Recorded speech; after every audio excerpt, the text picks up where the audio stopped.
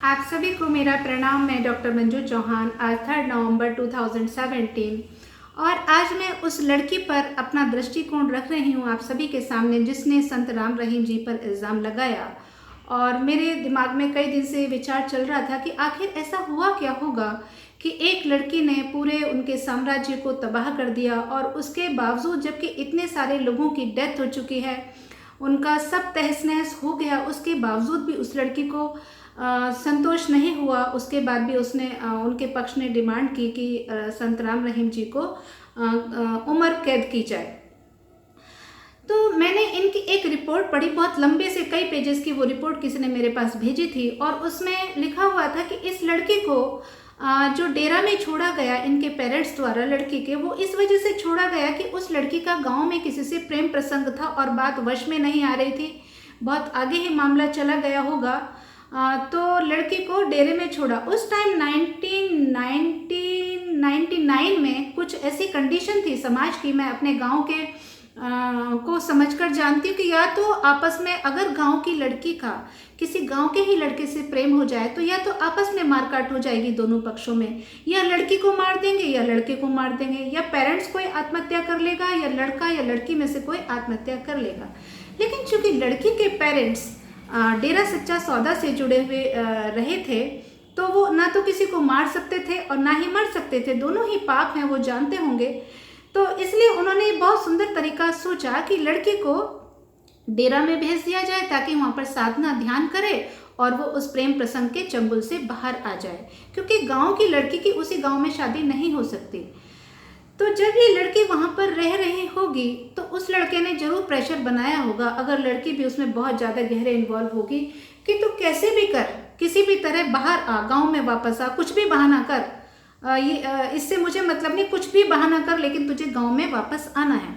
तो उस लड़की ने बहुत दिमाग लड़ाया होगा कि क्या किया जाए, और उसने सोचा होगा किसी के ऊपर इल्ज़ाम लगाते तो उसके भाई या माँ बाप तो पूछ लेंगे, कोई अगर वहाँ के साधक पर इल्ज़ाम लगा दे गलत, तो फिर उसने ये तरीका सोचा होगा कि अगर गुरुजी पर इल्ज़ाम लगा दिया जाए तो उसके पेरेंट्स नहीं पूछेंगे, क्योंकि वो उनके बहुत भक्त थे और वो चुपचाप उसको वहाँ से लेके चले जाएंगे।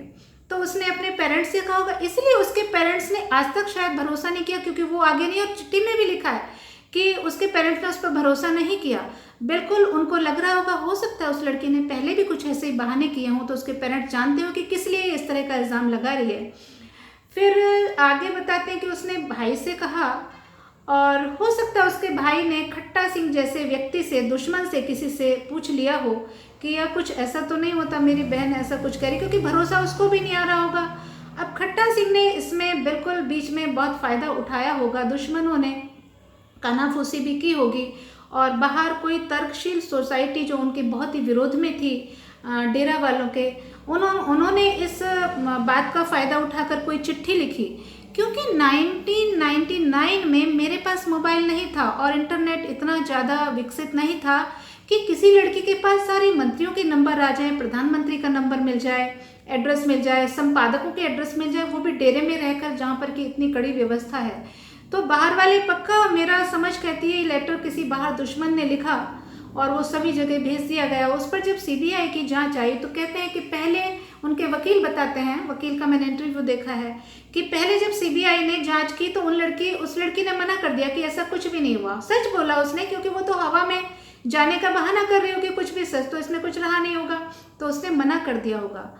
लेकिन जब उसके भाई बाद में उसको घर लेके गए तब सुनते हैं कि 1 वीक के बाद उसके भाई का मर्डर हो गया। अब इसमें हाथ हो सकता है किसी दुश्मन का, खट्टा सिंह जैसे, या फिर हो सकता है उसके भाई और उसके पूर्व प्रेमी, लड़की का जो प्रेमी था उसमें कुछ अनबन रही हो, कुछ हुआ हो।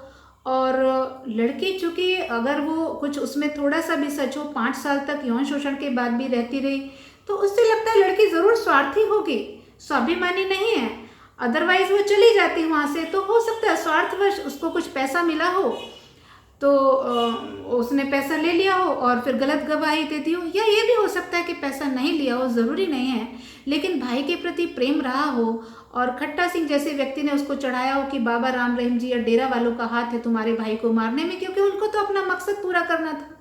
खट्टा सिंह को सुना है गद्दी चाहिए थी, गद्दी मिली नहीं तो उसको बदला लेना ही था। तो उसने उसको लड़की को भड़काया हो, लड़की फिर गई हो वकील के पास कि इन्होंने मेरे भाई का इस तरह से मर्डर किया और मेरे को केस बनाना है, मुझे इनसे बदला लेना है। तो फिर वकील ने कुछ ऐसा कहा होगा कि सबूत है नहीं कुछ, ये तो प्रूव हो नहीं पाएगा, तो इसमें उनको सजा नहीं मिल सकती। अगर तुम्हें सजा करानी है तो ये बलात्कार का केस बनाकर ही सजा मिल सकती है, क्योंकि इससे दुनिया भड़क जाती है। ये नाम आते ही जनता भड़क जाती है, वो जो नेगेटिव एनर्जी है लोगों की वो काम करती है पूरा। आप देखिए कि किसी भी संत पर अगर कुछ नहीं मिले तो यही इल्ज़ाम लगा देते हैं उनको फंसाने के लिए। और वकीलों का मैं नेचर जानती हूँ, क्षमा कीजिए अच्छे भी वकील हैं, लेकिन मैं अपना अनुभव बताती हूँ। मेरा कुछ केस था, मैंने उनसे कहा तो वकील ने मुझे इतना जोर देकर कहा कि नहीं, ऐसे झूठ झूठ केस बना रहे थे। मैंने कहा अगर सच के आधार पर लड़ा जा सकता है तो ठीक है बताइए, अन्यथा रहने दीजिए। बोले नहीं, ऐसे तो सच्चाई से तो कभी कोई जीतता ही नहीं। उन्होंने मेरे से कहा सच्चाई से नहीं जीता जाता, ये बनाने पड़ते हैं, ये हमारे वकीलों के दांव पेच होते हैं। मैंने छोड़ दिया कि नहीं, अगर झूठ के आधार पर जीता जाता है तो मैं बिल्कुल ये केस ही नहीं, मतलब इसमें मेरा इंटरेस्ट ही नहीं है, क्योंकि मैं खड़े होकर झूठ बोल नहीं सकती, मेरे नेचर में नहीं है। ऐसे ही मेरी एक स्टाफ की लड़की का केस चल रहा है अभी। उसका हस्बैंड नशा करता है और वो उसके जब भी जितना कमाती है सारे पैसे छीन लेता है, और अब वो मारपीट भी करने लगा। तो उस लड़की ने कहा कि मैडम मुझे डिवोर्स लेना। उसने केस फाइल किया, और जब केस फाइल किया तो उसने अपनी सारी कहानी वकील को बताई, और वकील ने उसका केस लिखा अपनी मर्जी से कि उसका पति नशे में धुत होकर रात को गैर मर्दों को उसके पास लाता है और उससे संबंध बनाने के लिए कहता है, जबकि बिल्कुल सच नहीं है। लड़के ने कभी ऐसा नहीं किया, और उस लड़की ने मना किया वकील को कि आप ऐसा मत लिखिए, लेकिन वकील ने उसको झाड़ दिया कि नहीं ऐसा नहीं होता है, हम अपने, तुम्हें समझ है कानून की कि हमें समझ है। फिर उस लड़की ने मुझसे कहा, मैंने वकील को फ़ोन किया कि ये झूठ है, आप ऐसा केस मत बनाइए, जो सच है वही लिखिए। लेकिन उन वकील ने, सोचिए मैं डॉक्टर हूँ, मुझे भी कहकर मना कर दिया कि आप इसमें बीच में मत आइए, ये हमें देखना है, हमारे वकीलों के दांव पेच होते हैं। अब देखिए, जब इतनी सी बात को, इसमें तो कुछ ऐसा कोई दुश्मनी भी नहीं है, इस तरह से केस बनाया जा सकता है। तो जहाँ बहुत बड़ी बात हो, जहाँ बहुत दुश्मन हो, वहाँ क्या से क्या हो सकता है। इसलिए मुझे भरोसा नहीं होता कि जो इंसान बाबा इतना काम कर रहे हैं लोगों के लिए, मानवता भलाई के, जो लोगों की जान बचाता हो, लोगों को जीवन देता हो, वो कभी किसी का जीवन छीन नहीं सकता। क्योंकि मैं एक डॉक्टर हूँ, मेरा बचाने का काम है, मैं जीवन नहीं ले सकती किसी का। और उन्होंने तो इतने लोगों का नशा छुड़ाया, कितने घर बसाए होंगे, कितने घरों को बर्बाद होने से बचाया। मैं अपना बताती हूँ, मैंने 2 लोगों को नशा छुड़ाने की कोशिश की, एक तो इसी लड़की का पति। आप सोचिए मैं हिम्मत हार गई, सच्ची हार गई, क्योंकि इतना मुश्किल है किसी का नशा छुड़ाना। मैंने कहा कौन इनके चक्कर में पड़े, और फिर मैंने उसको छोड़ दिया। तो मैं तो बहुत ही सैल्यूट है मेरा, उनको नमन है बाबा संत राम रहीम जी को, कि उन्होंने इतने सारे लोगों को नशे छुड़ाए और लोगों का घर आबाद किया। दूसरी बात, दूसरा एक ये भी पॉइंट है, इसमें जो दूसरी गवाह है, दूसरी लड़की, कहते हैं कि इस शिकायत के बाद भी उस लड़की ने वहीं डेरे में शादी की और उसमें बाबा जी का ही आशीर्वाद लिया। चलिए ये हो सकता है कि पेरेंट्स का कोई प्रेशर हो, या उसका ये रहा हो कि शादी में कुछ खर्च नहीं आए, शादी का खर्च डेरा ही उठाए, आराम से शादी हो जाए, तो यहाँ तक भी मानने की बात है। लेकिन उसके बाद जब वो साइन करती है वहाँ पर मैरिज रजिस्टर में, तो उनके वकील कहते हैं, उनका इंटरव्यू है, कि वो साइन भी उस नाम से करती है जो उसका नाम बाबा जी ने सन्यास का नाम दिया था।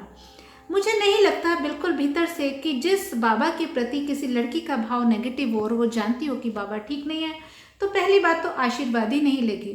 आशीर्वाद भी चलिए दिखाने के लिए ले लिया, तो उसमें साइन तो उसका पर्सनल मुद्दा है, साइन वो कभी भी नहीं करेगी उस नाम से जो बाबा ने उसको सन्यास का नाम दिया हो। राम रहीम जी जब 23 साल की एज में गद्दी पर बैठे 1990 में, तो उन्होंने अपने भक्तों को घोषणा की कि वो नपुंसक होकर बैठे हैं। पहली बात तो पॉइंट यही है कि 23 साल की एज में जो काम वासना है वो बिल्कुल चरम शिखर पर होती है युवा में, हर युवा में। तो अपनी पत्नी को छोड़ना, अपने परिवार को छोड़ना कोई आसान बात नहीं है। और उन्होंने जो ये स्टेटमेंट दिया कि वो नपुंसक होकर बैठे, मेरी दृष्टि में ये आम लोगों को समझाने वाली बात रही होगी, क्योंकि आम लोगों को असली बात समझ में नहीं आएगी, लेकिन जो असली बात रही होगी मैं समझ पाती हूँ कि उनको समाधि घटित हुई होगी। समाधि घटित होने के बाद इंसान का काम वासना में कोई रस नहीं रहता, क्योंकि समाधि का जो आनंद है वो जैसे हीरा, और जो काम वासना का है वो जैसे कोयला। तो फिर कोई भी समाधि जिसको एक बार स्वाद मिल गया वो कभी भी काम वासना में नहीं जाना चाहेगा। और मुझे लगता है इसी कारण यही प्रतिभा जानी होगी, ये देखा होगा गुरु शाह सतनाम जी ने जो उनको गद्दी दी, बिल्कुल यही कारण रहा होगा, मुझे बहुत स्ट्रांगली लगता। और फिर उनका गुरसर मोरिया का एक इंटरव्यू है, उनके गांव वाले बता रहे हैं कि उन्होंने 6ठी क्लास में ही ट्रैक्टर चलाना सीख लिया था और वो अपने पिता के साथ खेती कराते थे। तो 6ठी क्लास में बच्चा 11-12 साल का रहा होगा। इस एज में तो बच्चे खेलते कूदते फिरते हैं, अगर इस एज में वो ट्रैक्टर चलाकर खेती कराते थे और ट्रैक्टर चलाना सीख लिया तो सच में बहुत अद्भुत प्रतिभा रही होगी। और उनका दोस्त बता रहा है कि पहले ही वहाँ पर किसी संत ने गांव में एक घोषणा कर दी थी कि 23 साल तक ये आपके पास रहेगा, उसके बाद ये छोड़कर चला जाएगा। तो इसका मतलब संतत्व का बीज पहले से है इनमें। और इनके पेरेंट्स ने इस डर से कि कहीं साधु सन्यासी ना हो जाए, कहीं घर छोड़कर ना चला जाए, उन्होंने 15 साल की एज में ही इनकी शादी कर दी।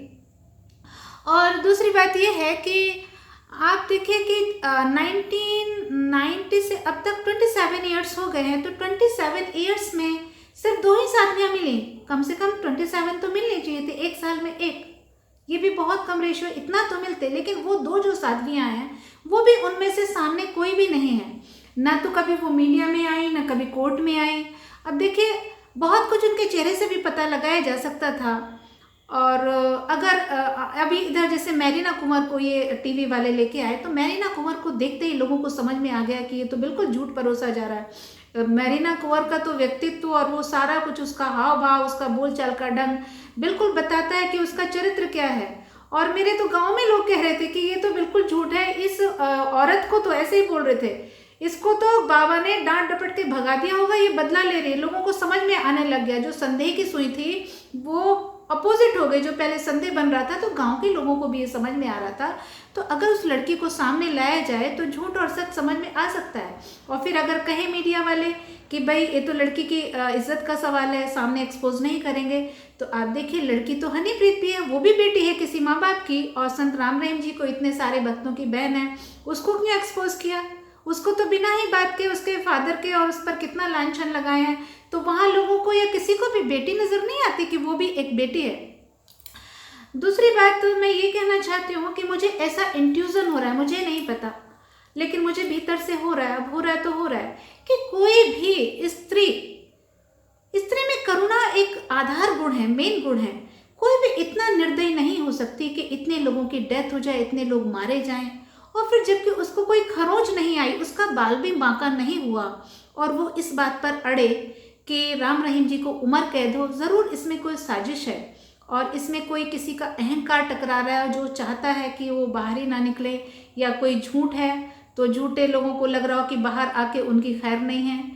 तो मेरा उस लड़की से कहना है कि अगर क्या मुझे लगता है ये बात झूठ है तो उसको सामने आना चाहिए और एक्सेप्ट करना चाहिए, और मुझे लगता है वो एक्सेप्ट कर लेगी, बशर्ते कि उसको अभय दान दिया जाए कि उसको कोई कुछ नहीं कहेगा। और मैं ये भी जानती हूँ कि संत राम रहीम जी उसको माफ़ कर देंगे, क्योंकि संत सतगुरु इतना करुणावान होता है, और उनके साधक भी माफ़ कर देंगे अगर वो सही बोले, क्योंकि संत का स्वभाव ही होता है माफ़ करना, तो वो उसको कोई दंडित नहीं करेंगे।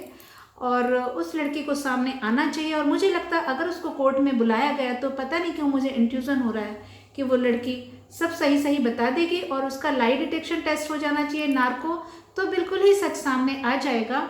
बस मेरा इतना ही कहना था। प्रणाम।